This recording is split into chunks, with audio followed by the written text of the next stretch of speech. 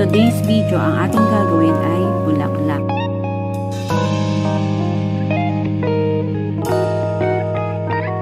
Ayan po. Ilalagay po natin sa panali ng buko. Bali, ayan ang design niya. Tuturuan ko po kayo kung paano gumawa ng bulaklak. Umpisahan na po natin.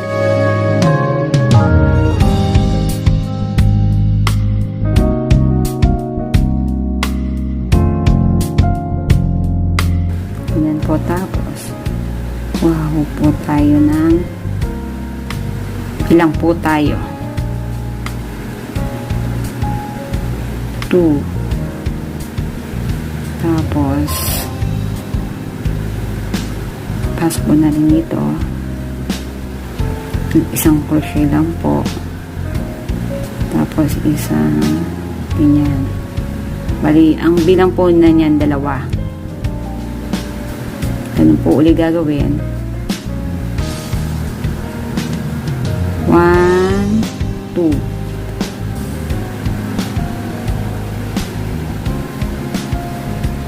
3, 4, 5,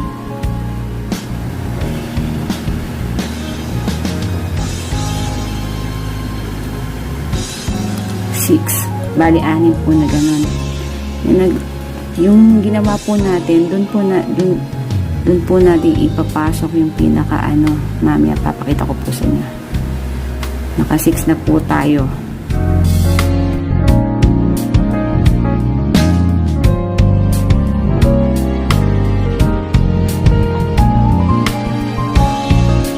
Close na po natin yan.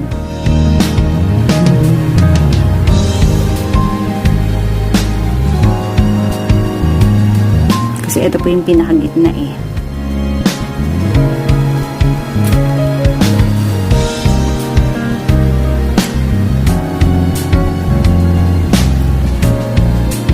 Tapos ikakat na po natin.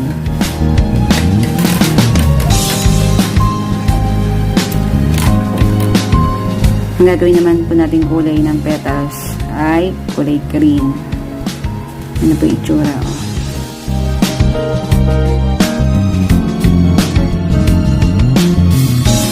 Bali yung hook nga pala po natin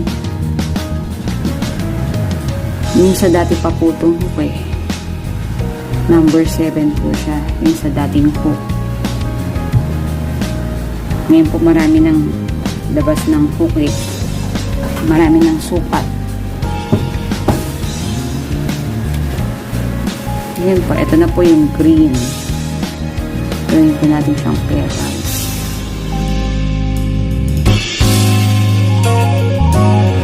Hanapin po natin yung may ito. Bali, ito na po yung pinaka kasi masyadong kita kasi maliit po yung sinulid maliit po yung pinaka ito na po siya yung meron po tayong pagitan na isang crochet yan na po yun.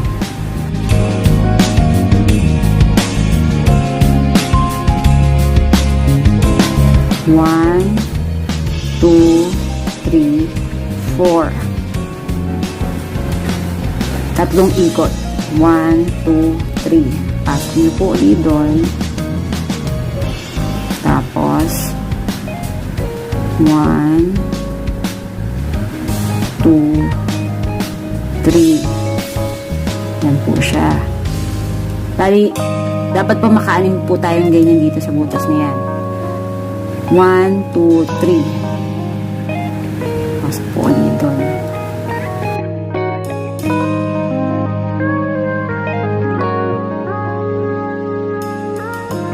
1, 2, 3.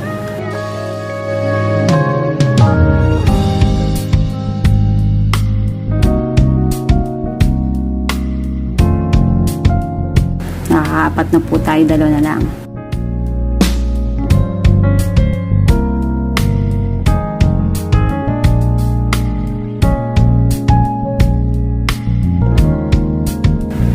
Five.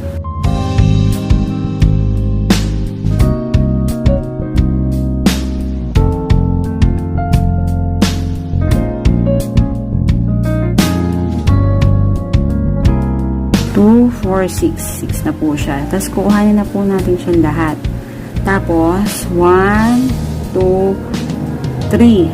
Tapos po, pasok naman po natin sa susunod po na butas. Dito po yung katabi niya.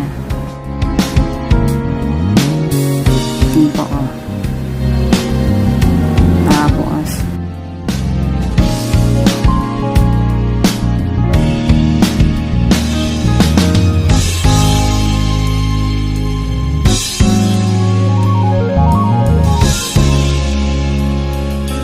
ganyan po. Tapos, ilalak po natin.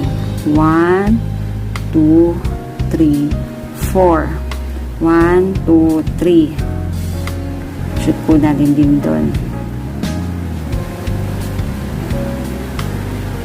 2, 3. 1, 2, 3.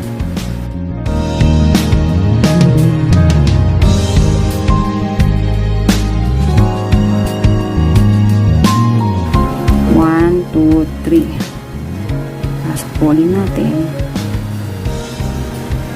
1, 2,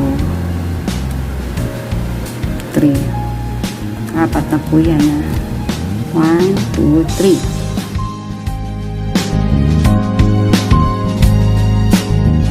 Lima. Isa na lang po. Bali, ang gagawin po nating petals, gaya po nito, 6. 6. Kita niyo po. Pwede po yan, pang-design nyo rin po sa bag. Lalagay nyo po doon. 2, 4, 6. Close po na natin. Tapos, 1, 2, 3. Next, sa next po, uli na butas. Tapos, close. 1, 2, 3, 4. 1, 2, 3. Doon po ulit.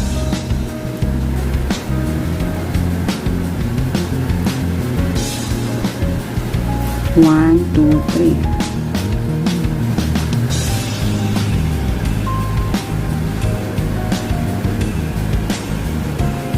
1, 2, 3.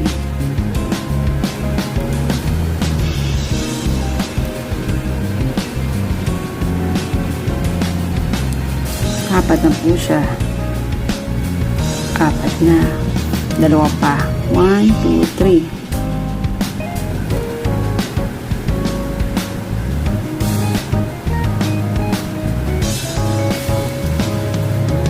Lima. 1, 2, 3.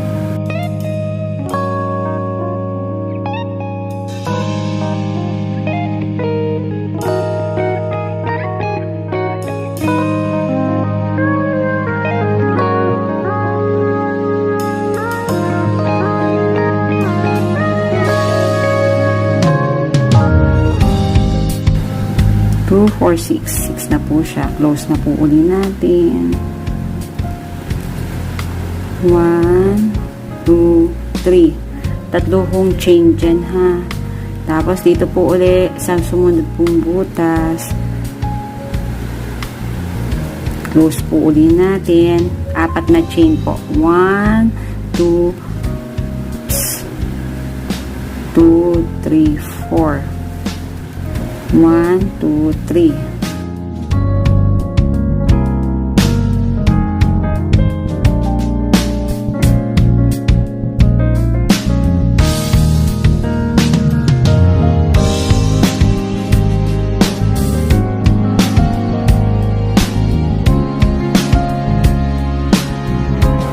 Pero madalas po ang ginagawa ko sa ganito, di-design ko po sa bag na ginagawa ko. Pakita ko po sa inyo mamaya. 4. 1, 2, 3.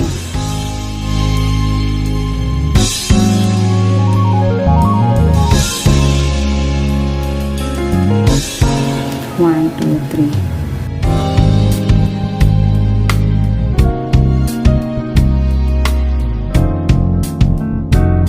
2, 4, 6. Naka-anim na po siya. Close po ulit natin. 3 chain po ulit. 1, 2, 3. Tapos, sa next po uling butas. Bali dito po. Then, close.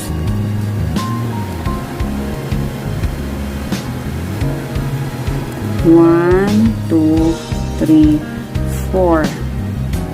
Hatakin po natin ang para medyo lumiit ho yung nakaano sa gitna.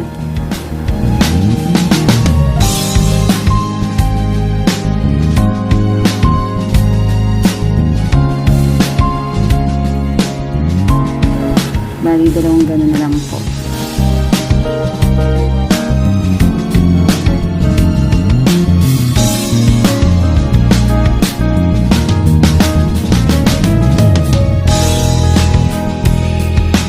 Two, 4, 6. Ito. Patapos na nun tayo. 1, 2, 3. Dito na po sa susunod na butas. Close na po natin ulit.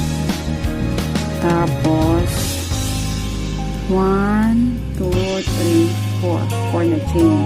Tapos ikot. 3, 1, 2, 3. 1, 2, 3. 1, 2, 3. 1, 2,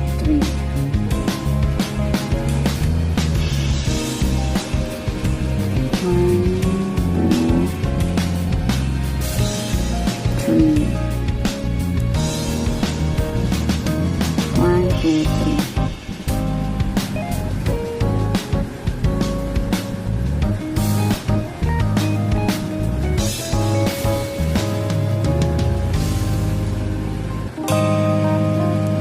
Isa na lang.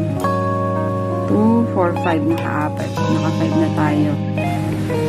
1, 2, 3.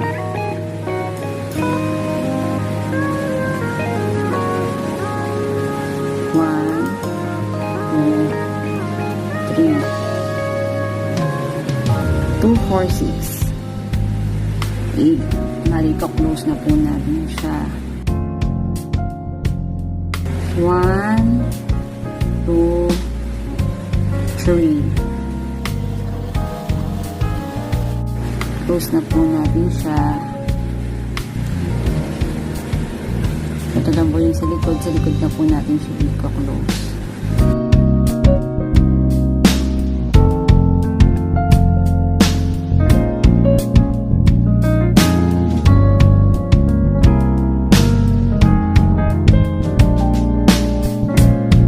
Ayusin na lang po natin. Ayan po siya, oh. Diba? Ang cute. Yan na po yung bulaklak. Diba? Bale, ito po yung sinasabi ko sa inyo. Ganyan. Ganyan po siya pagka ang ginamit na sinulid ay milk cotton yarn. Ayan na po itsura. Panlagay po siya dun sa bag. Pwede sa bag, pwede sa ipit. Ito. Ito po. Ayan, pwede yung likod. Ayan yung harap. Diba? Ang cute. Bali, ito na po yung pananit natin ng buhok. Ilagay na po natin to. Para mas matibay po, ang gawin natin ay kanchigin natin siya mismo dun sa tali ng buhok. Panali ng buhok.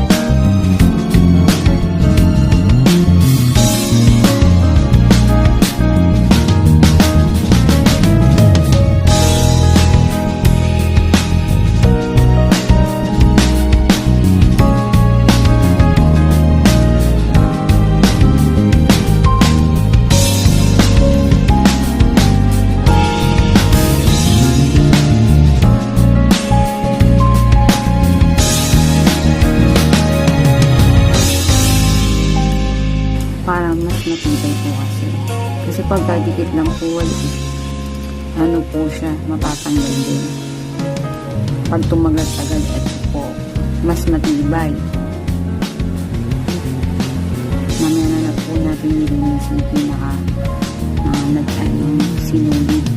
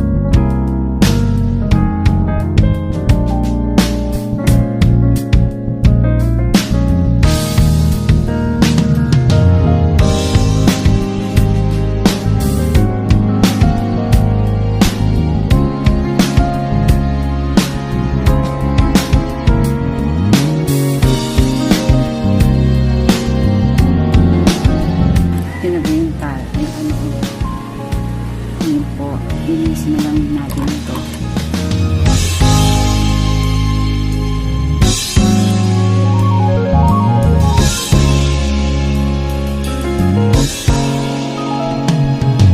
Bali, ito po yung isa kong ginawa na panali ng buhok at ito po ginawa natin ngayon. Thank you for watching. Just like, share, and subscribe. Bye-bye. Shout out nga pala po sa mga tito ko at tita ko sa Australia. Dalag family, Shore family, ang mga pinsan ko doon. Thank you for watching, tito, tita, and mga pinsans. Bye-bye.